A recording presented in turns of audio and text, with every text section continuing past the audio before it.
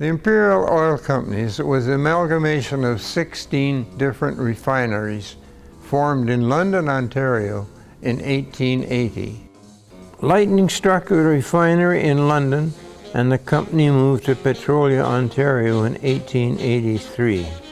Standard Oil Group of the USA purchased the majority shares in 1896, and the operations and head office moved to Sarnia, Ontario in 1899. The first gas station in Canada was opened in Vancouver in 1907 by Imperial. Most Imperial service stations across Canada were made of brick. You'll notice the authentic look of the brick facade recreating the authentic look in the early years of Imperial service stations in Canada. The display window shows the original Imperial logos on products. The original logo is on the green Imperial Marvelube grease complete with a red dot. Next logo changes the black Imperial cans with the red dot. Also there's the black Polarine cans. The company logo then changed to Imperial 3-star logo, then to Imperial Esso, and there were cans of the early mica grease in 2 sizes and Eureka harness oil. Atlas tire products such as a spare tire cover for a Model T Ford sit in this display window. A 3-star Imperial license plate and a Drive Safely Flying Horse license are in the cabinet, as well as some unique items such as Imperial test car plate and even a set of Esso gas pump salt and pepper shakers. Imperial Oil for the first time sponsored the Hockey Night in Canada radio broadcasts in 1936. The legendary broadcaster Foster Hewitt was responsible to announce the 3 top players of the game. He was inspired by the Imperial 3-star logo and simply picked the 3 stars right off the Imperial sign and created the 3 stars of the game. That popular catchphrase for hockey broadcasts been used for many years on broadcasts because of the Imperial 3-star logo.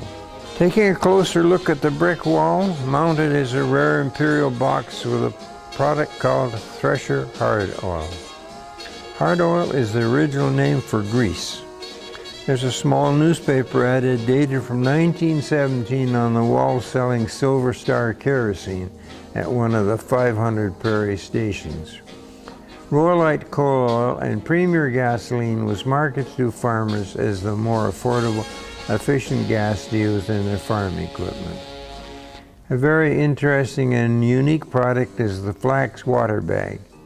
Since flax does not leak, you would strap the bag full of water in the front of your radiator for trips across the desert and emergencies, top up your radiator or even drink from it. A Marvelube oil stand, complete with the glass and metal spouts, could be found at all Imperial stations. Our collection is rare because the Marvelube name was exclusive to the Imperial oil brand and is embossed on each spout. Also, the only bottle in the entire collection was a small line indicating the pint marker, which makes it extremely unique and rare. Atlas Company was first to come out with a 6-volt quick battery charger. The Atlas Tire Company is represented here with display of tires and the Atlas stand in which the tires are mounted on for display at the stations. Some Atlas tires measures 32 by 8 inches wide. There is a Whiz stand holding many of the Whiz products. Also there is a Gilbarco free air pressure gauge and stand. When arriving at the Imperial stations, customers had the luxury pulling up to a service station island to this air and water dispenser to service their tires and radiator. Customers would get their gas from the large vertical double gas pumps. The showpiece of our Imperial station is from 1925 with the 2 large globes on top of them. Notice the one globe has the Esso Extra logo on it, which was made in the United States, and the other globe has the Imperial 3-star logo made in Canada. Marvelube, Atlas battery, or the 2 oval Imperial 3-star signs could be found at any one of the Imperial stations in Canada, just like on display here. Imperial Oil has grown immensely over the century.